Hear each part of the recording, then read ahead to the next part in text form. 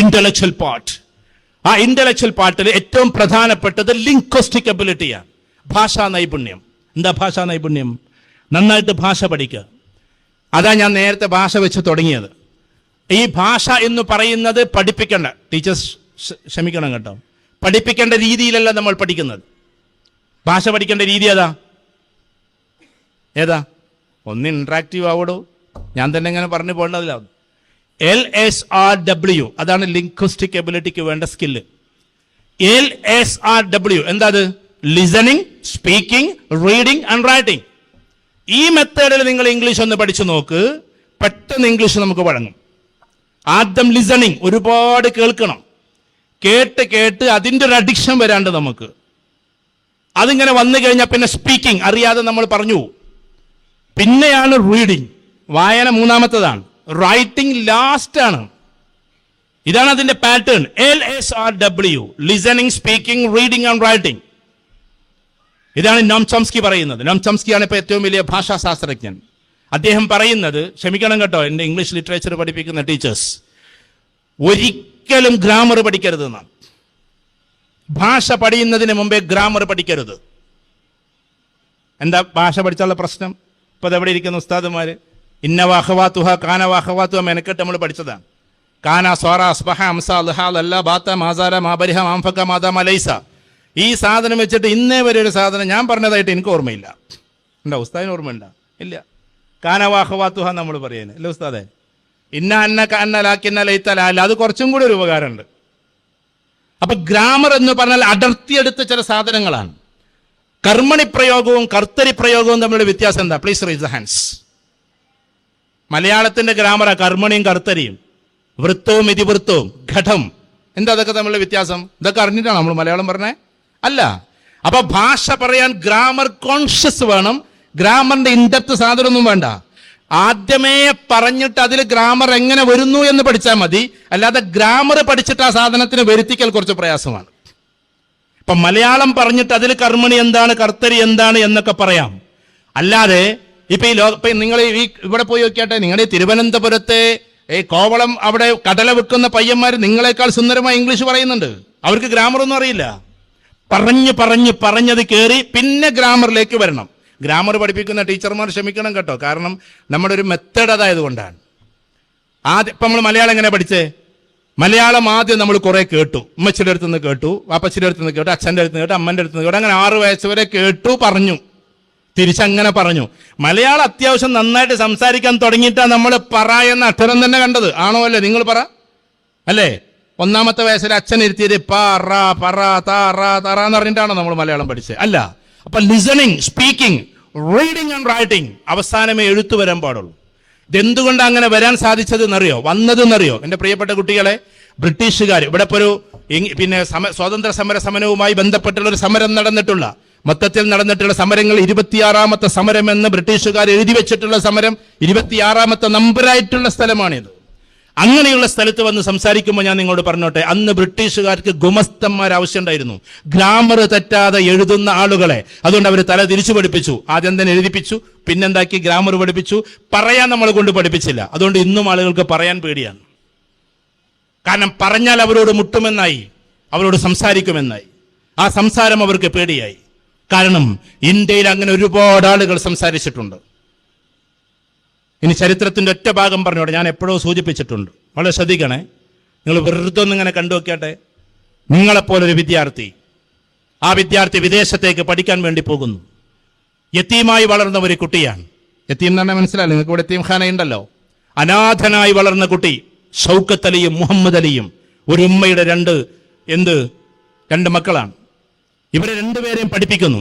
അതിൽ മുഹമ്മദ് അലി കുറച്ചും കൂടി കേമനായതുകൊണ്ട്, നന്നായിട്ട് സംസാരിക്കാൻ അറിയുന്ന ആളും ഒക്കെ ആയതുകൊണ്ട് അദ്ദേഹത്തിനെ ബ്രിട്ടനിലേക്ക് പഠിപ്പിക്കാൻ വേണ്ടി വിടുന്നു. ഏത് ക്യാമ്പസ് എന്നറിയോ? ഏത് ക്യാമ്പസ്? ഇന്ന് കുട്ടികൾക്കൊക്കെ വിദേശത്തേക്ക് പോകാൻ വലിയ ആഗ്രഹമാണ്. പക്ഷെ എങ്ങോട്ടാ പോണത്? 16 ലക്ഷം റുപ്യക്ക് ഏജൻസികൾക്ക് കൊടുത്തിട്ട് ഏതെങ്കിലും തേർഡ് റേറ്റ് യൂണിവേഴ്സിറ്റിയിലേക്ക്. അതിലേക്കല്ല നമ്മൾ പോണ്ടേ. നിങ്ങൾ ക്ഷമിക്കണം കേട്ടോ.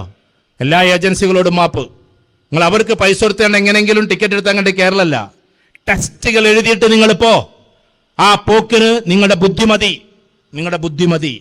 ഇപ്പൊ അതാ എൻ്റെ മൊബൈലിൽ നിങ്ങൾക്ക് കാണാൻ പറ്റും, അവിടെ അമീന എന്ന് പറയുന്ന ഒരു പെൺകുട്ടി, വേണമെങ്കിൽ ലാസ്റ്റ് നമ്പർ തരാം. അമീന എന്ന് പറയുന്ന പെൺകുട്ടി, ആ പെൺകുട്ടി സാധാരണ ഒരു ഉസ്താദിന്റെ 4 പെൺമക്കളിൽ ഒരു മോളാണ്. മലപ്പുറം ജില്ലയിലെ അരീക്കോട് എന്ന് പറയുന്ന സ്ഥലത്ത്.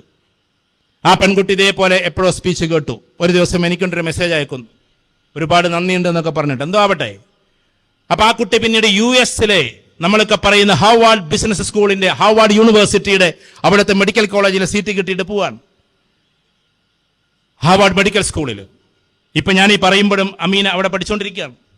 എത്രയോ മെനക്കെട്ട് പോകണം. അപ്പൊ അരീക്കോട് എന്ന് പറയുന്ന സ്ഥലത്തിരുന്നിട്ട് കമ്പ്യൂട്ടറിലൂടെ ടെസ്റ്റുകൾ എഴുതിയിട്ട് അതിന്റെ സീറ്റൊക്കെ തരപ്പെടുത്തിയിട്ട് ലോകത്തിലെ ഏറ്റവും വലിയ മെഡിക്കൽ ക്യാമ്പസ് എന്നറിയപ്പെടുന്ന ക്യാമ്പസിലേക്ക് പോവാണ് അരീക്കോട്ട് എന്നൊരു കുട്ടി. എന്തുകൊണ്ട് നിങ്ങൾക്ക് ആയിക്കൂടാ? നിങ്ങൾ മെഡിക്കൽ ഫീൽഡ് എല്ലാം വെക്ക്. ഇവിടെയുള്ള എത്ര കുട്ടികൾക്ക് പറ്റും വീട്ടിലിരുന്നിട്ട് ടെസ്റ്റുകൾ എഴുതിയിട്ട് ഏറ്റവും മനോഹരമായിട്ട് ഹാർവാർഡിലും കാംബ്രിഡ്ജിലും പോയി പഠിക്കാൻ, ഓക്സ്ഫോർഡിലും പോയി പഠിക്കാൻ ഒരു നയാ പൈസയുടെ ആവശ്യമില്ല. ഞാൻ ആവർത്തിച്ചു പറയുന്നു, ലണ്ടൻ സ്കൂൾ ഓഫ് എക്കണോമിക്സ്, ഇതാണ് ഇന്റലക്ച്വൽ പാർട്ട് ഓഫ് എഡ്യൂക്കേഷൻ.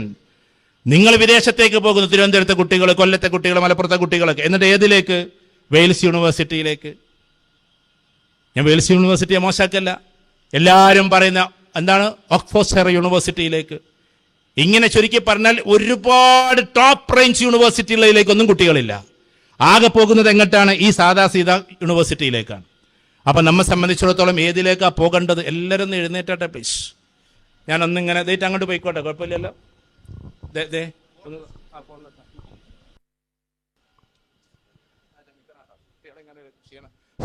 ഇരുന്നോ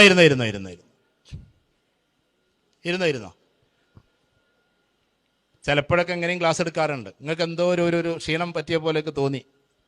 ഒന്നിനും ആൻസർ കിട്ടാത്തത് കൊണ്ടാണോ അതോ എൻ്റെ ശബ്ദം കൊണ്ടാണോ എനിക്ക് അറിഞ്ഞുകൂടാ. ഇതവിടെ ശ്രദ്ധിക്കണേ. ഇവിടെ ഇരിക്കുന്ന എല്ലാ കുട്ടികളോടും പറയുകയാണ്, നിങ്ങൾ പുറത്തേക്ക് അഥവാ പോവുകയാണെങ്കിൽ എനിക്കറിയാം അങ്ങനെ കുറേ കുട്ടികൾ പോയ കഥകൾ അറിയാം, അവരെ മോട്ടിവേറ്റ് ചെയ്ത കഥകൾ അറിയാം. ഞാൻ ദൈവാനുഗ്രഹം കൊണ്ട് പല ക്യാമ്പസിലും പോയിട്ടുണ്ട്, ഓക്സ്ഫോർഡിലും കാംബ്രിഡ്ജിലും ഒക്കെ ഞാൻ പോയിട്ടുണ്ട്. അതുകൊണ്ട് ഞാൻ പറയാണ് നിങ്ങളോട്, അവിടെ എത്തൽ ഒന്ന് മെനക്കെട്ടാൽ കുറച്ച് എളുപ്പമാണ്. അവിടെ എത്തൽ. ഞാനും വിദ്യാർത്ഥിയാണ് കേട്ടോ. ഞാനിപ്പോൾ US-ൻ്റെ PhD ചെയ്തുകൊണ്ടിരിക്കുകയാണ്. 3.5 വർഷമായി പോസ്റ്റൽ PhD-യിലാണ്, US-ൻ്റെ നല്ലൊരു യൂണിവേഴ്സിറ്റിയുടെ. അപ്പോൾ അവിടെ പോകണമെങ്കിൽ, അപ്പോൾ ഇത് വരുമ്പോൾ ചില ആൾക്കാർക്ക് തോന്നും, രക്ഷിതാക്കൾക്ക് എന്തിനാ പെൺകുട്ടികളൊക്കെ കണ്ട് അയക്കണേ അത് ഇത് എന്നൊക്കെ തോന്നും. ഈ ലോകത്തിലെ ശ്രദ്ധിക്കണേ, ചില സ്ഥലത്ത് നന്നായിട്ട് മതപരമായ മൂല്യങ്ങൾ കൊടുക്കുന്ന ക്യാമ്പസുകളുണ്ട്. അതിന് പോകാത്ത ആൾക്കാർ പിന്നെ ഏതെങ്കിലും കോലത്തിൽ പോകുന്ന ക്യാമ്പസുകൾ വേറെയുണ്ട്. എന്നാൽ ഈ ലോക പ്രശസ്തമായ ക്യാമ്പസിൽ ഈ പറയുന്ന മോശത്തരത്തിനൊന്നും നേരെയില്ല. മനസ്സിലായോ? അത്ര ഹെവിയാണ് അവരുടെ സിലബസ്, അത്ര ടോപ്പ് റേഞ്ചിലാണ് അവരുടെ യാത്ര. അതുകൊണ്ട് തന്നെ അവരെ സംബന്ധിച്ചിടത്തോളം മൂല്യങ്ങൾ എന്ന് പറയുന്നത് ഓട്ടോമാറ്റിക്കലി ഉണ്ടാകും. അത് നിങ്ങൾക്ക് അവിടെ പോയാലേ മനസ്സിലാവുള്ളൂ. നമ്മുടെ നാട്ടിൽ എൻട്രൻസ് എക്സാമിന് പോകുമ്പോൾ മഫ്ത ഇടാൻ പറ്റൂലേ? കയ്യിറക്കം കൂടിയാൽ അത് അങ്ങനെ ചുരുക്കി പറഞ്ഞാൽ കോപ്പി അടിക്കാൻ വേണ്ടി എവിടെങ്കിലും എഴുതി വെച്ചിട്ടുണ്ടാകുമെന്ന് വിചാരിച്ച് എന്താക്കുകയാണ്, നമ്മുടെ ഡ്രസ്സ് വരെ അഴിപ്പിക്കുന്ന ഒരു അവസ്ഥയിലേക്ക് ഇന്ത്യ പോയി. ഞാനതിനെ കുറ്റപ്പെടുത്തല്ല. പക്ഷേ ലേറ്റസ്റ്റ് ആയിട്ടുള്ള ടെക്നോളജി അറിയാത്തത് കൊണ്ടാണ്. അതിനേക്കാൾ വലിയ ടെസ്റ്റ്, നമ്മുടെ നീറ്റിനേക്കാൾ, നമ്മുടെ JEE-യേക്കാൾ ടോപ്പായിട്ടുള്ള ടെസ്റ്റുകളുണ്ട് ഈ ലോകത്തിൽ. വലിയ വലിയ യൂണിവേഴ്സിറ്റിയിലേക്കുള്ള ടെസ്റ്റുകൾ. അതിലെല്ലാവർക്കും നിരന്നിരിക്കാം. അവർക്ക് നെക്കാബ് ഇടാം. നെക്കാബ് എന്ന് പറഞ്ഞത് ആ കുട്ടികളിട്ട സാധനത്തിൽ നെക്കാബ് ഇടുക. കാംബ്രിഡ്ജിലോ ഓക്സ്ഫോർഡിലോ നെക്കാബ് ചർച്ചയല്ല. വേണോ വേണ്ട എന്നുള്ളതൊക്കെ വേറെ നിങ്ങൾക്ക് ചിന്തിക്കാം. പക്ഷേ അങ്ങനെ പോയാൽ പോലും ഒരിക്കലും കാംബ്രിഡ്ജിലും ഓക്സ്ഫോർഡിലും ചർച്ചയാകില്ല. ഏത് കുട്ടികൾക്കും അവരുടേതായ കൾച്ചർ അനുസരിച്ച് വരാം. നമ്മുടെ നാട്ടിൽ മാത്രമേ ഇതൊക്കെ എന്താവുന്നുള്ളൂ, ചർച്ചയാകുന്നുള്ളൂ. ഹൈലി ഇന്റലക്ച്വലായ ആളുകൾക്ക് അവിടെ വേഷവിധാനങ്ങൾ എന്തുമാക്കാം. അതാണ് സത്യത്തിൽ അവിടെ ഉള്ള ഒരു രീതി. അവിടെ മതങ്ങളെക്കുറിച്ച് ചർച്ചയോ വേറുള്ളതിനെ കുറിച്ച് ചർച്ചയോ ഒന്നുമില്ല. കാരണം എന്താണെന്ന് വെച്ചാൽ എല്ലാവർക്കും അവരുടേതായ രീതിയിൽ ജീവിച്ചു പോവാം. ആ കൾച്ചറാണ് അവിടെ ഉള്ളത്. തന്നെയല്ല, ഇപ്പം IIT-യിൽ ഒരിക്കൽ ചെന്നൈ IIT-യിൽ ഞാൻ പോയപ്പോൾ അവിടുത്തെ കുട്ടികളോട് വെറുതെ ചോദിച്ചു, ഇവിടെ പ്രണയം ഉണ്ടോയെന്ന് ചോദിച്ചു. അങ്ങനെ ഉണ്ടാവുമല്ലോ. ഉണ്ടോയെന്ന് ചോദിച്ചപ്പോൾ പറഞ്ഞു, കുട്ടികൾ എന്നോട് പറയാം അതിനൊക്കെ ഇവിടെ വിടാൻ നേരം. That is IIT. അവിടുത്തെ എല്ലാ പേപ്പേഴ്സും ക്ലിയർ ആയി പുറത്തിറങ്ങണമെന്നുണ്ടെങ്കിൽ പ്രണയിക്കാൻ നിന്നാലൊന്നും പറ്റൂല. അതുകൊണ്ടാണ്. അപ്പൊ സീരിയസ് സ്റ്റുഡൻസ് എപ്പോഴും എന്തായിരിക്കും, വളരെ ലെജൻഡായിരിക്കും, ഇതിഹാസ തുല്യമായിരിക്കും അവരുടെ ലൈഫ്. അവിടെ ടോട്ടൽ യാത്ര അങ്ങനെ ആയിരിക്കും. നമ്മൾ ചിലപ്പോൾ അതിനേക്കാൾ റേഞ്ച് കുറയുമ്പോൾ, നിങ്ങൾ കുറഞ്ഞു എന്നല്ല പറഞ്ഞ, കുറയുമ്പോൾ നമ്മുടെ ട്രാക്ക് തെറ്റിപ്പോവും. അപ്പോൾ ചിലപ്പോൾ ഏതെങ്കിലും ഒരു ബൈക്കിൽ നിന്നുകൊണ്ട് ഹായ് എന്ന് പറഞ്ഞുകൊണ്ടൊരു വിളി വന്നാൽ ഹോയ് എന്ന് പറഞ്ഞുകൊണ്ട് ഓടിച്ചെല്ലുന്ന ഒരു അവസ്ഥയിലേക്ക് നമ്മൾ എത്തും. ഞാൻ നിങ്ങളെക്കുറിച്ചല്ല പറഞ്ഞു കേട്ടോ, എനിക്ക് ഇവിടുന്ന് പോകണ ആകെ ഒറ്റ ഡോറേ ഉള്ളൂ. അപ്പം ഞാൻ പറഞ്ഞു വരുന്നത്, നമ്മളെപ്പോലെയുള്ള കുട്ടികൾ അതിലേക്ക് അധപ്പതിക്കരുത്. കാരണം നമ്മെ സംബന്ധിച്ചിടത്തോളം ഇന്റലക്ച്വൽ പ്രോപ്പർട്ടി, അതാണ് ഈ ലോകത്തിൽ ഏറ്റവും വലുത്. Intellectual property. നിങ്ങൾ വിചാരിക്കേണ്ട ലോകത്തിൽ ഏറ്റവും കൂടുതൽ സക്സസ് ആകാൻ സമ്പത്താണ് വേണ്ടത്. സമ്പത്തല്ല വേണ്ടത്. എന്താ വേണ്ടത്? ബുദ്ധിയാ വേണ്ടത്. ചില ആളുകൾക്ക് അങ്ങനെ തോന്നലുണ്ട്. ഇപ്പൊ നിങ്ങൾക്ക് നീറ്റ് കിട്ടിയെന്ന് വിചാരിക്കാം. ഇപ്പൊ നിങ്ങളതൊക്കെ കഴിഞ്ഞു പോകുന്നു. നീറ്റ് കിട്ടിയ ഒരു കുട്ടിക്ക് KMCTയിലോ അല്ലെങ്കിൽ നമ്മളെ MESലോ ഏതെങ്കിലും മെഡിക്കൽ കോളേജിൽ കിട്ടി, എത്ര ക്യാഷ് വരും എന്നറിയോ? MBBS കഴിഞ്ഞ് പുറത്തിറങ്ങുമ്പോൾ എത്രയാകും? ഏകദേശം 50 ലക്ഷം രൂപ. നീറ്റ് കിട്ടിയ കുട്ടികൾക്ക് പോലും അത്തരം മെഡിക്കൽ കോളേജിൽ കിട്ടുമ്പോൾ എത്ര വരും? പറഞ്ഞാട്ടെ, 50 ലക്ഷം രൂപ വരും. ഒരു വർഷത്തിൽ 10 ലക്ഷം രൂപ വീതം ചെലവാക്കണം നീറ്റ് കിട്ടിയവർക്ക് വരെ. എവിടെ? KMCTയിലും MESലൊക്കെ ആകുമ്പോൾ ഞാൻ പറഞ്ഞ മാനേജ്മെന്റ് ലെവലിലുള്ള മെഡിക്കൽ കോളേജിൽ. എന്നാൽ അതേ ഒന്ന് തിരുവനന്തപുരം മെഡിക്കൽ കോളേജിലോ കാലിക്കറ്റ് മെഡിക്കൽ കോളേജിലോ കിട്ടിയെന്ന് വെക്കുക. ഒരു കുട്ടിക്ക് കുറച്ചും കൂടി ബുദ്ധി ഉപയോഗിച്ചപ്പോഴാണല്ലോ അങ്ങോട്ട് എത്തുക. ആ കുട്ടികൾ എത്ര അടക്കേണ്ട ഫീസ്? 30,000 രൂപ. 1.5 ലക്ഷം രൂപ കൊണ്ട് ടോട്ടൽ എന്ത് ചെയ്യാം? MBBS കഴിഞ്ഞ് പുറത്തിറങ്ങാം. അതേ കുട്ടി ഒന്നും കൂടി റേഞ്ച് കൂടി എയിംസിലെത്തിയെന്ന് വിചാരിക്കും. All India institute of medical science. എത്ര ഫീസ് എന്നറിയോ? 1,500 രൂപ. 7,500 രൂപക്ക് ടോട്ടൽ MBBS കഴിഞ്ഞിട്ട് പുറത്തിറങ്ങാം. ഇതാ തമ്മിൽ വ്യത്യാസം. ഇനി നിങ്ങൾ പറ, സമ്പത്താണോ വലുത് അതോ തലയാണോ വലുത് എന്നുള്ളത്? നിങ്ങൾ പറ. നമ്മുടെ ബുദ്ധിയാണ്. നമ്മുടെ ബുദ്ധിയെ വികസിപ്പിക്കുക എന്നുള്ളത് തന്നെയാണ്. ആ ബുദ്ധിയെ വികസിപ്പിക്കാനുള്ള ഏറ്റവും അപാരമായ ബുദ്ധി പടച്ച തമ്പുരാൻ നമുക്കൊക്കെ തന്നിട്ടുണ്ട്. പക്ഷേ യൂസ് ചെയ്യുന്നില്ല എന്ന് മാത്രം. നമ്മൾ യൂസ് ചെയ്യുന്നില്ല. നിങ്ങൾ പിന്നെ ഇവരുടെ ഒരു ബുക്കുണ്ട്, അതൊന്ന് വായിക്കണം നിങ്ങൾ. ആ പുസ്തകത്തിൽ പറയുന്നത് ഒരു മനുഷ്യൻ ഉപയോഗിക്കുന്നതിനേക്കാളും എത്രയോ ഇരട്ടിയാണ്. കമ്പ്യൂട്ടർ ലേഡി എന്നറിയപ്പെടുന്ന ആര്? ശകുന്തളാദേവി. അവരെഴുതിയൊരു പുസ്തകമുണ്ട് ബ്രെയിനിനെ കുറിച്ചിട്ട്. കാരണം കമ്പ്യൂട്ടറിനേക്കാൾ അപാരമാണ് എന്ത്? മനുഷ്യന്റെ ബ്രെയിൻ. ഓരോ കോമൺ ആളുകളുടെയും ആൽബർട്ട് ഐൻസ്റ്റീൻ മരിച്ചപ്പോൾ അദ്ദേഹത്തിന്റെ മകൻ ആംസ് ഐൻസ്റ്റീൻ ആൽബർട്ട് ഐൻസ്റ്റീന്റെ ബ്രെയിൻ എടുത്ത് പരിശോധിച്ചു. വളരെ ശ്രദ്ധിക്കണേ, ഒരു പഠനമാണ്, സൈക്കോളജി ഞങ്ങൾക്ക് പഠിക്കാനുണ്ടായിരുന്നു. ആംസ് ഐൻസ്റ്റീൻ ബ്രെയിൻ എടുത്ത് പരിശോധിച്ചു. കാരണം the brain of 20th century, 20ാം നൂറ്റാണ്ടിന്റെ തലച്ചോറ് എന്നാണ് അദ്ദേഹത്തെ പറ്റി അറിയാം. 20ാം നൂറ്റാണ്ടിൽ അത്ര തലയുള്ള ഒരാൾ വന്നിട്ടില്ല. That is Albert Einstein. ആ ആൽബർട്ട് ഐൻസ്റ്റീന്റെ തലച്ചോറ് എടുത്ത് പരിശോധിക്കാൻ പുറത്തെടുത്ത് പരിശോധിച്ചു. നല്ല ടെക്നിക്കൽ സ്റ്റഡീസ് നടത്തി. ആ സ്റ്റഡീസിൽ സാധാരണ ഒരു മനുഷ്യന്റെ, ഒരു കോമൺ മാന്റെയും ആൽബർട്ട് ഐൻസ്റ്റീന്റെയും ബ്രെയിൻ ഈക്വലാണ് വെയിറ്റിൽ. കനമെടുത്ത് നോക്കുമ്പോൾ എല്ലാം ഒരുപോലെയാണ്, സെല്ലുകൾ ഒരുപോലെയാണ്. പക്ഷേ ഉപയോഗത്തിലായിരുന്നു മാറ്റമെന്ന് പഠനമുണ്ടായി. അപ്പൊ എന്താണ്ടായേ? അവിടെയാണ് കോൺസെൻട്രേഷൻ എന്ന് പറയുന്ന സാധനവും അറ്റൻഷൻ എന്ന് പറയുന്ന സാധനവും വ്യത്യസ്തമായി നിൽക്കുന്നത്. ഫോർ എക്സാമ്പിൾ, ഇവിടെ നിന്നൊരു ഒരു പിടി മണ്ണെടുത്തിട്ട് നേരെ വിദ്യാർത്ഥിയും എന്നാണ് ഇപ്പൊ എന്നെ തന്നെ എറിഞ്ഞു എന്ന് വിചാരിക്കും. അത് അവിടെ കൊടുത്തിട്ടാണ് സുലൈമാൻ മേൽപ്പത്തൂർ. എന്റെ ഫോട്ടോയിലേക്ക് നിങ്ങൾ എറിഞ്ഞു, പിന്നെ വേറെലേക്ക് എറിയണ്ടല്ലോ. എന്റെ ഫോട്ടോയിലേക്ക് എറിഞ്ഞ എന്ത് സംഭവിക്കും? ഒരു പിടി മണ്ണ് ഇവിടെ നിന്ന് എടുത്തെറിഞ്ഞാൽ ഒന്നുപോലും അവിടെ കൊള്ളില്ല. അത് ധൂളിയായിട്ട് പറക്കും. ആണോ അല്ലേ? സ്കാറ്റേഡ് ആയിട്ട് പോകും. പക്ഷെ അതേ സാധനത്തെ ഒന്നും കൂടി നമ്മളൊന്ന് സ്പെസിഫൈ ചെയ്തിട്ടൊന്ന് കുഴച്ച് നനച്ചാൽ, കൃത്യമായി ഉന്നം നോക്കിയാൽ എല്ലാം അവിടെ പതിക്കും. ആ നനവിന്റെ പേരാണ് കോൺസെൻട്രേഷൻ. ആ കോൺസെൻട്രേഷൻ ഉണ്ടാകുമ്പോഴാണ് സത്യത്തിൽ ഒരു മനുഷ്യന്റെ ബുദ്ധി ടോട്ടാലിറ്റിയായി മാറുന്നത്. അപ്പോഴാണ് ബ്രോഡനിങ് ആയി മാറുന്നത്. നമ്മളിപ്പോൾ നമ്മുടെ ബ്രെയിൻ ഇങ്ങനെ അങ്ങോട്ടും ഇങ്ങോട്ടും കൊടുക്കുകയാണ്. കുറെ അനൂപിന് കൊടുക്കണം, കുറെ സ്വരൂപിന് കൊടുക്കണം, കുറെ അനുമാനം കൊടുക്കണം. ഇങ്ങനെ കുറെ ആൾക്കാർ, ഞാൻ അനുമാൻ എന്ന് പറഞ്ഞത് മറ്റേ മനുഷ്യകുലത്തിൽപ്പെട്ടതാണല്ലോ, ദൈവത്തെ പറ്റി പറഞ്ഞതല്ല. ഇങ്ങനെ എല്ലാവർക്കും നമ്മൾ കൊടുക്കണം. അപ്പൊ നമ്മളെ കൂട്ടുകാർക്ക് അവർക്ക് കൊടുക്കുന്നു, ഇവർക്ക് കൊടുക്കുന്നു, അവരുടെ ഇമോഷൻ ഇവരുടെ ഇമോഷൻ എല്ലാം കൂടി കഴിഞ്ഞിട്ട് നമുക്ക് പോകാൻ കഴിയില്ല. അതുകൊണ്ട് അറ്റൻഷൻ എന്നത് അത് ഒരുപാട് മേഖലയിലേക്ക് കൊടുക്കലാണ്. കോൺസെൻട്രേഷൻ എന്ന് പറഞ്ഞാൽ ഒരിടത്തേക്ക് മാത്രം കൊടുക്കലാണ്. ഇപ്പൊ ഞാൻ ഈ പറയുന്നത് കേൾക്കുമ്പോഴും പലതും കേൾക്കാതെ പോകുന്ന കുട്ടികളുണ്ട്. അവരുടെ മൈൻഡ് ഇപ്പോൾ അറ്റൻറ്റീവാണ്. ഏതില്? പലതിലും. നേരെ കോൺസെൻട്രേറ്റീവ് ആകുമ്പോഴാണ് എൻ്റെത് എന്താക്കുക?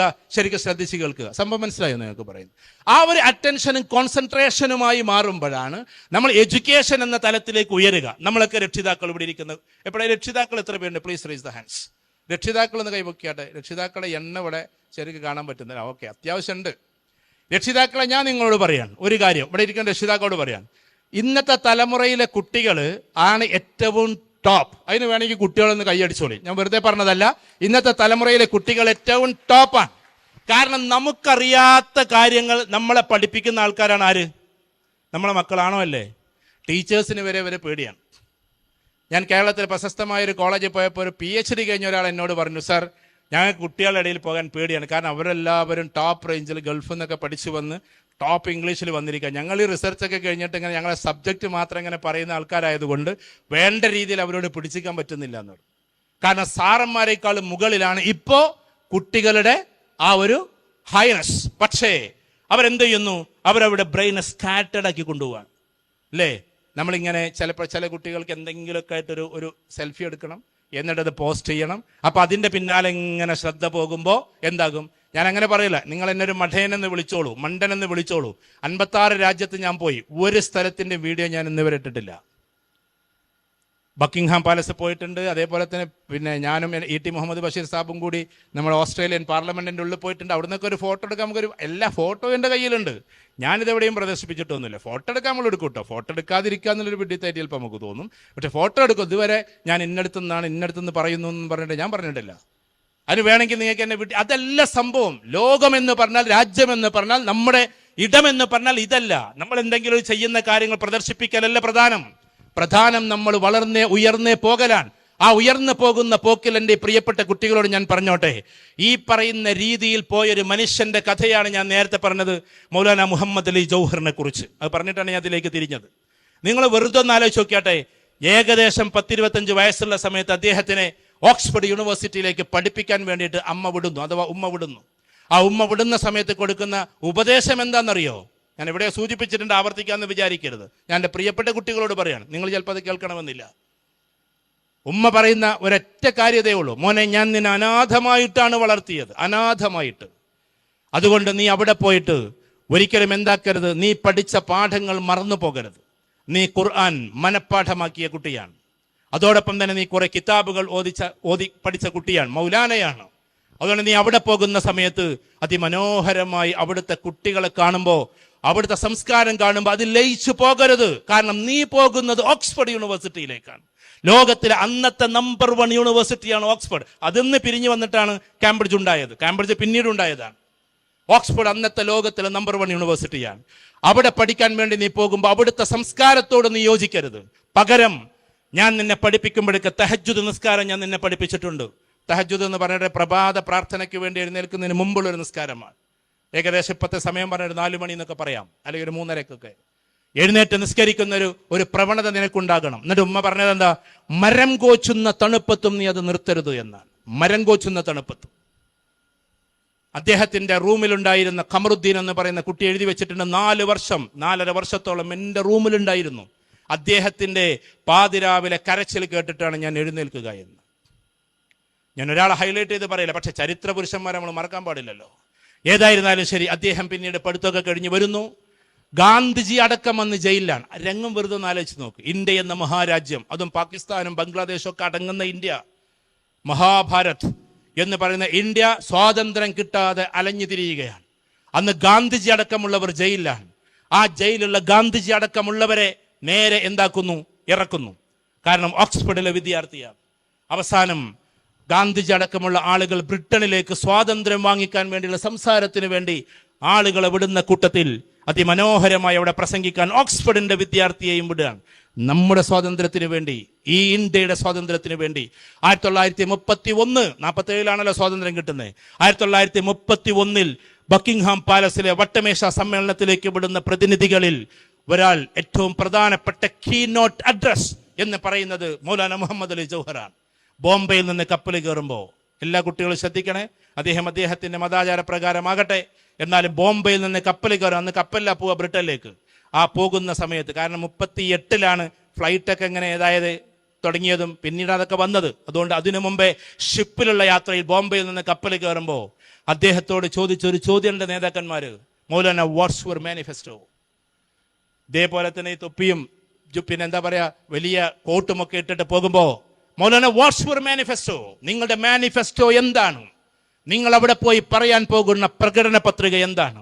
ആ സമയത്ത് തന്റെ പോക്കറ്റിന്റെ ഈ കീശയിൽ നിന്ന്, കോട്ടിന്റെ പോക്കറ്റിൽ നിന്ന് മെല്ലെ ചെറിയ ഖുർആന്റെ പതിപ്പ് ഇങ്ങനെ എടുത്തുയർത്തിക്കൊണ്ട് പറഞ്ഞ വാക്ക്, it's my manifesto, it's only my manifesto. ഇതാണ് എന്റെ മാനിഫെസ്റ്റോ. ഇതിലുള്ളതാ പറ, ജസ്റ്റിസിനെ കുറിച്ച്, മനുഷ്യന്റെ അവകാശങ്ങളെ കുറിച്ച് ഇങ്ങനെയായിരിക്കും ഞാൻ പറയാന്ന് പറഞ്ഞിട്ട് പോവാണ്. ആ പോക്ക് പോയിട്ട് ഇന്നേ വരെ ഇന്ത്യയിലേക്ക് തിരിച്ചു വരാത്തൊരു മനുഷ്യന്റെ പേര് കൂടിയാണ് മൗലാന മുഹമ്മദ് അലി ജൗഹർ. 1931 പോയതാ, 2025 തിരിച്ചു വന്നിട്ടില്ല. അതിലടക്കം എന്ത് സംഭവിച്ചു നിങ്ങൾ പഠിക്കണം. അലി സഹോദരന്മാർ എന്ന്, അലി ബ്രദേഴ്സ് എന്ന് നിങ്ങൾ സ്കൂളിൽ പഠിച്ചു വിടുമ്പോൾ, വെറും ഒരു പാരഗ്രാഫായിട്ട് പഠിപ്പിച്ചു വിടുമ്പോൾ നമ്മൾ ചിന്തിക്കേണ്ടത് ഒരു മനുഷ്യനെ കുറിച്ച്. അതുപോലെയുള്ള ആളുകളായി മാറാനാണ് സത്യത്തിൽ അന്ന് മന്നാനിയ എന്ന് പറയുന്നത് തുടക്കം കുറിച്ചത്. അതുപോലെ എല്ലാവരും ആവണമെന്നല്ല. ഓരോരുത്തർ ഇപ്പൊ ശ്രീനാരായണ ഗുരു എത്ര മനോഹരമായി ഈ ലോകത്തിനെ വാർത്തെടുത്തു, അല്ലെങ്കിൽ കേരളത്തെ വാർത്തെടുത്തു. ലോകത്തിലെ ഏറ്റവും വലിയ കരിയർ ഏതാണെന്നറിയോ നിങ്ങൾക്ക്? അറിയോ? The number 1 career in this world. ഒന്ന് പറഞ്ഞട്ടെ കുട്ടികളെ, ലോകത്തിലെ ഏറ്റവും വലിയ കരിയർ ഏതാ? ഡോക്ടറാണോ? അല്ല. എഞ്ചിനീയർ ആണോ? അല്ല. സിവിൽ സർവീസ് ആണോ? അല്ല. സയന്റിസ്റ്റ് ആണോ? അല്ല. ലോകത്തിലെ നമ്പർ 1 കരിയർ ഏതാണെന്നറിയോ? മന്നാനിയ കോളേജിലെ കുട്ടികൾ ഇന്നെങ്കിലും അതൊന്ന് പഠിക്കുക, അല്ലെങ്കിൽ ഒന്ന് വായിച്ച് മനസ്സിലാക്കി, അല്ലെങ്കിൽ റിസർച്ച് ചെയ്യുക. സെർച്ചിങ് അല്ല, റിസർച്ച്. സെർച്ച് വേറെ, വെറുതെ സെർച്ച് ചെയ്തുമ്പോൾ ഇങ്ങനെ സെർച്ച് ചെയ്യുമ്പോൾ അത് റിസർച്ച് ചെയ്തിട്ടാണ് നിങ്ങൾക്ക് തരുന്നത്. AI റിസർച്ച് ചെയ്തിട്ടാണ് നിങ്ങൾ സെർച്ചിങ്ങിലേക്ക് വരുന്നത്. അപ്പൊ നിങ്ങൾ റിസർച്ച് തന്നെ ചെയ്യണം. അപ്പൊ നിങ്ങൾക്ക് മറുപടി കിട്ടും. Number 1 career in this world എന്ന് പറഞ്ഞാൽ അതെന്താണെന്നറിയോ? സോഷ്യൽ റിഫോമർ എന്നതാണ്. സമൂഹത്തെ വാർത്തെടുക്കുന്ന മനുഷ്യരെയാണ് സോഷ്യൽ റിഫോമർ എന്ന് പറയാം. അപ്പൊ ആ സോഷ്യൽ റിഫോമേഴ്സ് ആകല. അയാൾ ഡോക്ടർ ആകാം ഒരു പക്ഷേ, അയാൾ എഞ്ചിനീയർ ആകാം ഒരു പക്ഷേ, അയാൾ കലക്ടർ ആകാം ഒരു പക്ഷേ, അയാൾ ഒരു പക്ഷേ സയന്റിസ്റ്റ് ആകാം. APJ Abdul Kalam technical scientist ആയിരുന്നു, പക്ഷെ അദ്ദേഹം ഒരു സോഷ്യൽ റിഫോമർ ആയിരുന്നു. പറഞ്ഞു മനസ്സിലുണ്ടോ നിങ്ങൾക്ക്? കേരളം സന്ദർശിക്കാൻ വേണ്ടിയിട്ട് ഒരിക്കലും നിയമസഭ കൊണ്ടുവന്നു. ശ്രദ്ധിക്കണേ, നിയമസഭ കേൾക്കാൻ വേണ്ടി അദ്ദേഹത്തിന് അതിഥിയായി കൊണ്ടുവന്നു. ഹെലിപ്പാഡുകൾ ഉണ്ടാക്കി, ബാരിക്കേഡുകൾ ഉണ്ടാക്കി, മിലിറ്ററികൾ നിരന്നു. കാരണം അദ്ദേഹം ടെക്നിക്കൽ സയന്റിസ്റ്റ് ആണ്, മിസൈൽ മാനാണ്, അതോടൊപ്പം വന്ന് പ്രസിഡന്റും കൂടിയാണ്. ZZ category protection. ആ പ്രൊട്ടക്ഷനോട് കൂടിയിട്ട് വരികയാണ്. അന്ന് നിയമസഭക്ക് കൊടുത്തത് വെറും 15 അല്ലെങ്കിൽ 20 മിനിറ്റ്. നിയമസഭക്ക് കൊടുത്തത് 20 മിനിറ്റ്. പക്ഷേ തൊട്ടപ്പുറത്ത് തിരുവനന്തപുരത്തെ നിങ്ങളുടെ സ്കൂളിന് സമയം കൊടുത്തത് 3 മണിക്കൂർ, അതും അൺഒഫീഷ്യലായിട്ട്. അന്ന് കൂടെ ഉണ്ടായിരുന്ന നമ്മൾ പറയുന്ന ബ്ലാക്ക് ആക്ട്സ് പ്രൊട്ടക്ഷൻ, ആ ആളുകളൊക്കെ മാറി നിൽക്കേണ്ടി വന്നു. കാരണം കുട്ടികൾക്കിടയിലൂടെയായിരുന്നു അന്ന് APJ അബ്ദുൽ കലാം നടന്നത്. കാരണം പ്രസിഡന്റ് എന്ന് പറയുന്ന പദത്തേക്കാൾ അധ്യാപകൻ എന്ന് പറയുന്ന പദത്തിലേക്ക് അദ്ദേഹം ഉയരുകയായിരുന്നു. ഇവിടെ ഇരിക്കുന്ന ടീച്ചേഴ്സിനെ നിങ്ങൾ ശ്രദ്ധിച്ചോ? ഈ ടീച്ചേഴ്സിന്റെ സ്ഥാനം എല്ലാ പ്രസിഡന്റുമാരുടെയും അപ്പുറത്താണെന്ന് നിങ്ങൾ തീരുമാനിക്കണം. അപ്പോഴേ അധ്യാപകനെ മാനിക്കാൻ നമുക്ക് പറ്റൂ. കാരണം ഈ ലോകത്തിലെ ഏറ്റവും ആദരവ് പിടിച്ചു വാങ്ങുന്ന ആൾക്കാർ സത്യത്തിൽ ഫോഴ്സ്ഫുള്ളി അല്ലാതെ അത് അധ്യാപകരാണ്. ആണോ? അല്ലേ? നിങ്ങൾ പറയട്ടെ. നിങ്ങൾ പറയുമ്പോൾ നിങ്ങൾക്കൊന്നും തോന്നണമെന്നില്ല, ഞങ്ങളെ ടീച്ചർമാരോ എന്നാ നിങ്ങൾക്ക് തോന്നുന്നേ. ടീച്ചേഴ്സ് അതാണ്. നിങ്ങൾ ഭാവിയിൽ കളക്ടറായെന്ന് വിചാരിക്കുക. ജില്ലാ കളക്ടർ, തിരുവനന്തപുരം ജില്ലയുടെ കളക്ടറായിട്ട് ഇരിക്കുക, ഡിസ്ട്രിക്ട് കളക്ടർ. ആ സമയത്ത് ഫയലുകൾ ഇങ്ങനെ ഒപ്പുവെക്കാൻ. ഡോക്ടേഴ്സ് കടന്നു വരുമ്പോഴും മേ ഐ കമിൻ സർ എന്ന് ചോദിക്കണം. എഞ്ചിനീയേഴ്സ് കടന്നു വരുമ്പോഴും ചോദിക്കണം. വേണോ? വേണ്ടേ? വേണം. ആര് കടന്നു വരുമ്പോഴും ചോദിക്കണം. കാരണം അദ്ദേഹം പ്രോട്ടോകോൾ അനുസരിച്ച് ഒരുപാട് മേലെയാണ്. പക്ഷെ അദ്ദേഹത്തിന് LKGയിലോ അല്ലെങ്കിൽ 4ാം ക്ലാസ്സിലോ പഠിപ്പിച്ച അധ്യാപകൻ എങ്ങനെ കടന്നു പോകാമെന്ന് വിചാരിക്കും. ഏതോ ഒരു നാരായണൻകുട്ടി സാറ്. കളക്ടർ പറയാണ്, എൻ്റെ അധ്യാപകനാണ് പോണത്, വിളിക്കുന്നത്. സാറ് പറഞ്ഞ ഉടനെ തന്നെ നേരെ സ്റ്റാഫ് പോയിട്ട് പറയും, സാറേ നിങ്ങളെ സാറ് വിളിക്കുന്നു. ഇതിൽ ആരാ ഏറ്റവും വലിയ സാറ് എന്ന് തന്നെ കൺഫ്യൂഷനാണ് കുട്ടിക്ക്. സാറേ നിങ്ങളെ സാറ് വിളിക്കുന്നു. അങ്ങനെ സാറിൻ്റെ അടുക്കലേക്ക് വരുമ്പോൾ ഡിസ്ട്രിക്ട് കളക്ടർ പിന്നെ അവിടെ ഇരിക്കില്ല, മെല്ലെ എഴുന്നേൽക്കും. ഒരു ഡോക്ടറെ കണ്ടാൽ എഴുന്നേൽക്കാത്ത, എഞ്ചിനീയറെ കണ്ടാൽ എഴുന്നേൽക്കാത്ത, ഈവൻ സയന്റിസ്റ്റിനെ കണ്ടാൽ പോലും എഴുന്നേൽക്കാത്ത കളക്ടർ ഒരു ഉദാഹരണം പറയാണ്. തൻ്റെ അധ്യാപകനെ കാണുമ്പോൾ എഴുന്നേൽക്കും. എന്നിട്ട് ആൾക്കൂട്ടത്തിൽ വെച്ച്, അപ്പോഴേക്കും കളക്ടറേമാൻ്റെ അധ്യാപകൻ വന്നിട്ടുണ്ട് എന്ന് പറയുമ്പോൾ എല്ലാവരും കൂടി ഇങ്ങനെ കൂടി നിൽക്കുമ്പോൾ ആ ആൾക്കൂട്ടത്തിൽ വെച്ചിട്ട് തോളത്ത് ഇങ്ങനെ തട്ടിയിട്ട്, ജസ്റ്റ് ഇങ്ങനെ ചുമലിൽ തട്ടിയിട്ട്, പോട്ടടാ മോനെ എന്ന് പറയാൻ ഈ ലോകത്തിൽ ഒരാൾക്ക് അവകാശമുള്ളൂ, അധികാരമുള്ളൂ. അവന്റെ പേരാണ് അധ്യാപകൻ. അത് നമ്മൾ തിരിച്ചറിയണം. അതാണ് ടീച്ചേഴ്സ് എന്ന് പറഞ്ഞാൽ. ആ ഒരു അധ്യാപകനായിട്ടായിരുന്നു അന്ന് APJ അബ്ദുൽ കലാം നിന്ന്. അതുകൊണ്ടാണ് സോഷ്യൽ റിഫോമേഴ്സ് എന്ന് പറഞ്ഞാൽ. നിങ്ങൾക്കിത് വലിയൊരു കാര്യമായിട്ട് ഒരു പക്ഷേ തോന്നി, എൻ്റെ പ്രിയപ്പെട്ട അനിയത്തിമാര്. ഇപ്പൊ ഇവിടെ ഇരിക്കുന്ന മനുഷ്യൻ, ഞാൻ പറഞ്ഞല്ലോ 87ാമത്തെ വയസ്സിൽ, അപ്പുറത്തിരിക്കുന്ന തൊടിയൂർ ഉസ്താദ്, ഇവരൊക്കെ ഇത് കാണുമ്പോൾ ഇവരിത് തുടങ്ങി വെച്ചിട്ടുണ്ട്. റിഫോമേഷൻ ചെറുതെങ്കിലും ചെറുത്. ആ റിഫോമേഷന്റെ ഭാഗമായിട്ടാണ്. അവരും ഒരുപാട് കുട്ടികൾ പഠിച്ചുപോയി. ഇവിടത്തെ കുട്ടി, ഞാനൊരിക്കൽ ഇതേപോലെ തന്നെ 2-3 തവണ പോയിട്ടുണ്ട് മഹാരാജാസ് കോളേജിൽ. അവിടെ ഒരിക്കൽ ഇവിടെ മന്നാനിയയിൽ പഠിച്ചിട്ടൊരു കുട്ടിയായിരുന്നു അവിടെ അന്ന് പ്രിൻസിപ്പളായിരുന്നത്. മന്നാനിയയിലെ വിദ്യാർത്ഥിയാണ്. അദ്ദേഹത്തിന്റെ പേരെന്താ? ഷാജില അല്ലേ? ഇവിടെ പഠിച്ച കുട്ടി അവിടെ പ്രിൻസിപ്പൾ. കേരളത്തിലെ പ്രശസ്തമായിട്ടുള്ള ക്യാമ്പസ്, നിങ്ങൾ പറയുന്ന മമ്മൂട്ടിയും എല്ലാവരും പഠിച്ചിട്ടുള്ള ക്യാമ്പസിന്റെ പ്രിൻസിപ്പളാണ്. ഇവിടെ പഠിച്ച കുട്ടിയായിരുന്നു മന്നാനിയൽ. അപ്പൊ ഞാൻ പറഞ്ഞു വരുന്നത് എന്തെന്ന് വെച്ചാൽ, സോഷ്യൽ റിഫോമർ, അത് അധ്യാപകനാകാം, പലതും ആകാം. സമൂഹത്തെ വാർത്തെടുക്കുന്നതാണ് ഏറ്റവും ടോപ്പ് റേഞ്ച്. അങ്ങനെയുള്ളൊരു മനുഷ്യന്റെ കഥയാണ് ഞാൻ പറയുന്നത്. അങ്ങനെ അദ്ദേഹം പോകുന്നു. അവിടെ പോകുമ്പോൾ 80 രാജ്യം ഭരിക്കുന്ന ചക്രവർത്തിയാണ് അന്നാര്? ജോർജ്. രംഗം വെറുതെ ഒന്ന് കണ്ടു നോക്കും. ബക്കിംഗ്ഹാം പാലസ് എന്ന് പറഞ്ഞ വലിയ കൊട്ടാരാണ് കേട്ടോ. അതിന്റെ ഹാള് ഈ ലോകത്തിലെ എന്തും ആളുകൾക്ക് വില കൊടുത്തു വാങ്ങാം. എന്നാൽ എലോൺ മാസ്കിന് പോലും വാങ്ങാൻ പറ്റാത്തൊരു പ്രോപ്പർട്ടിയുടെ പേരാണ് ബക്കിംഗ്ഹാം പാലസ്. കാരണം അത് അതിൻ്റെ ആധാരം അങ്ങനെ ഉണ്ടാക്കിയിട്ടുള്ളത് ഒരാൾക്കും കൈമാറ്റം ചെയ്യാൻ പാടില്ല. 1000 വർഷം കഴിഞ്ഞാലും ഒരു എലോൺ മാസ്കിനും വാങ്ങാൻ പറ്റാത്ത ഒരു പാർലമെന്റ് ഹാളിന്റെ പേരാണ് ബക്കിംഗ്ഹാം പാലസ്. അതിൻ്റെ അകത്ത് നിന്ന് ബ്രിട്ടീഷ് റൂളേഴ്സ് ഭരിച്ചിരുന്ന ബക്കിംഗ്ഹാം പാലസിന്റെ മുമ്പിൽ നിന്നുകൊണ്ട്, അതിന്റെ സീറ്റിൽ നിന്നുകൊണ്ട് അദ്ദേഹം സംസാരിക്കണേ. വെറുതെ ഒന്ന് കണ്ടുനോക്കിയാട്ടെ മനസ്സിലൊന്ന്. അദ്ദേഹം ഇങ്ങനെ പറഞ്ഞപ്പോ അദ്ദേഹം പറഞ്ഞ വാക്ക്, എനിക്ക് തരണം നിങ്ങൾ എന്ത്, ജസ്റ്റ് കുറച്ച് മിനിറ്റുകൾ എനിക്ക് സംസാരിക്കാൻ. ജോർജിന് മനസ്സിലായി. ജോർജ് എന്ന് പറഞ്ഞാൽ 80 രാജ്യം ഭരിക്കുന്ന ചക്രവർത്തിയാണ്, ഡയറക്ട്ലി ഓർ ഇൻഡയറക്ട്ലി. അതുകൊണ്ട് ജോർജിന് മനസ്സിലായി ഇയാൾ ഇവിടെ ആകെ കസറുന്നു. കാരണം ഓക്സ്ഫോർഡിന്റെ വിദ്യാർത്ഥിയാണ്, അപാരമായി പ്രസംഗിക്കുന്ന ആളാണ്, ഭാഷാ പണ്ഡിതനാണ്. അതോടൊപ്പം തന്നെ അദ്ദേഹം ഓക്സ്ഫോർഡിന്റെ എഡിറ്റർ കൂടിയായിരുന്നു, സ്റ്റുഡന്റ് എഡിറ്റർ ആ പഠിച്ചിരുന്ന കാലത്ത്.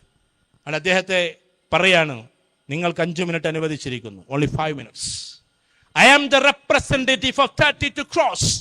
ഞാൻ 32 കോടി ജനതയുടെ പ്രതിനിധിയാണ്. അന്ന് ഇന്ത്യയിൽ 32 കോടി ജനങ്ങളാണ്, ഏകദേശം കാനേഷുമാരി കണക്ക്. ഞാൻ 32 കോടി ജനതയുടെ പ്രതിനിധിയാണ്.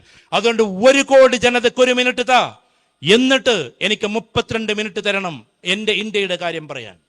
നമ്മുടെ ഇന്ത്യയുടെ, നമ്മളൊക്കെ സ്വാതന്ത്ര്യം കാട്ടിയിട്ട് ഇങ്ങനെ പോകുന്നുണ്ടല്ലോ. പഴയ കാലത്ത് എങ്ങനെയാ, പാവപ്പെട്ടവർ കുമിഞ്ഞു കൊടുക്കണം, ബ്രിട്ടീഷുകാർ അവന്റെ പുറത്ത് ചവിട്ടിയിട്ട് അങ്ങോട്ട് ഇറങ്ങുക. ഏതിൽ നിന്ന്? ആ വീഡിയോസൊക്കെ നിങ്ങളൊന്ന് കാണണം. പഴയത് വന്നിറങ്ങുന്ന സമയത്ത് നമ്മൾ ഇന്ത്യക്കാർ കുമിഞ്ഞു നിന്ന് കൊടുക്കണം. എന്നിട്ട് ആ പല്ലക്കിൽ നിന്ന് ഇറങ്ങുമ്പോൾ ഇന്ത്യക്കാരന്റെ ചുമലിൽ ചവിട്ടിയിട്ട് ആ ബ്രിട്ടീഷുകാർ ഇറങ്ങുക. മനസ്സിലായിട്ടുണ്ടോ? ആ സ്വാതന്ത്ര്യം, അതിൽ നിന്നൊക്കെ മോചിതമാകുന്ന സ്വാതന്ത്ര്യം, അത് നേടിയിട്ടേ പോണേ. എനിക്ക് സ്വാതന്ത്ര്യം വേണമെന്ന് പറയും. 32 മിനിറ്റ് എന്ന് പറഞ്ഞപ്പോൾ കുറച്ച് അനുവദിച്ചു കൊടുക്കുന്നു. തന്റെ 17ാമത്തെ മിനിറ്റ്, എൻ്റെ പ്രിയപ്പെട്ട കുട്ടികളെ, വ്യത്യസ്ത മതാചാരക്കാർ വിരിക്കുമ്പോൾ അവനവന്റെ മതത്തിന്റെ ആഴങ്ങളിലേക്ക് പോയി സ്നേഹനിധിയോടുകൂടി ആകണം നമ്മൾ എന്ന് പറയാൻ 17ാമത്തെ മിനിറ്റിൽ എന്നാണ് ചരിത്രത്തിൽ കാണുന്നത്. മൈ ബിലവഡ് പ്രോഫറ്റ് സല്ലല്ലാഹു അലൈഹി വസല്ലം ഈസ് ദാറ്റ്, എന്റെ സ്നേഹഭാജനമായ പ്രവാചകൻ പറഞ്ഞിട്ടുണ്ട് സ്വാതന്ത്ര്യത്തെ കുറിച്ച് എന്ന് പറഞ്ഞപ്പോഴേക്കും ജോർജ് പറയാണ്, stop there, don't indicate here. ഈ ഹാളിൽ ആ മനുഷ്യന്റെ പേര് പറയരുത്. അങ്ങനെ മതപരമായി പറയാനുള്ള ഹാളല്ല ഇത് എന്ന് വാശിയോടെ പറയുമ്പോ തന്റെ മേശയിൽ കൈകൾ അടിച്ചുകൊണ്ട് അദ്ദേഹം എഴുന്നേറ്റു. മുഹമ്മദ് അലി ജൗഹർ, ബ്രിട്ടീഷുകാർ പോലും എഴുതി വെച്ചിട്ടുണ്ട് ആ വാക്കുകൾ. Mister George, if you ask about my religion, firstly, secondly, finally, I'm a Muslim, I'm a Muslim, I'm a Muslim. Mr. George, if you ask about my nation, firstly, secondly, finally, I'm an Indian, I'm an Indian, I'm an Indian only, Mr. George. നിങ്ങൾ ചോദിക്കുന്നത് എന്റെ മതത്തെ കുറിച്ചാണോ? ഒന്നാമതായും രണ്ടാമതായും അവസാനമായും ഞാനൊരു മുസൽമാനാണ്, ഞാനൊരു മുസൽമാൻ മാത്രമാണ്. പക്ഷേ mister George, നിങ്ങൾ ചോദിക്കുന്നത് എന്റെ രാജ്യത്തെ കുറിച്ചാണോ? ഒന്നാമതായും രണ്ടാമതായും അവസാനമായും ഞാനൊരു ഇന്ത്യക്കാരനാണ്, ഞാനൊരു ഇന്ത്യക്കാരൻ മാത്രമാണ് എന്നാണ്. ആ പ്രസംഗത്തിന്റെ അവസാനം അദ്ദേഹം കുഴഞ്ഞു വീഴുന്നു. അവിടുന്ന് ഓക്സ്ഫോർഡ്, പഴയ വിദ്യാർത്ഥി എന്ന നിലക്ക് ഓക്സ്ഫോർഡിന്റെ മെഡിക്കൽ കോളേജിലേക്ക് മാറ്റുന്നു. അവിടെ വെച്ച് 2-3 വസിയത്തുകൾ പറഞ്ഞു കൊടുക്കുന്നു.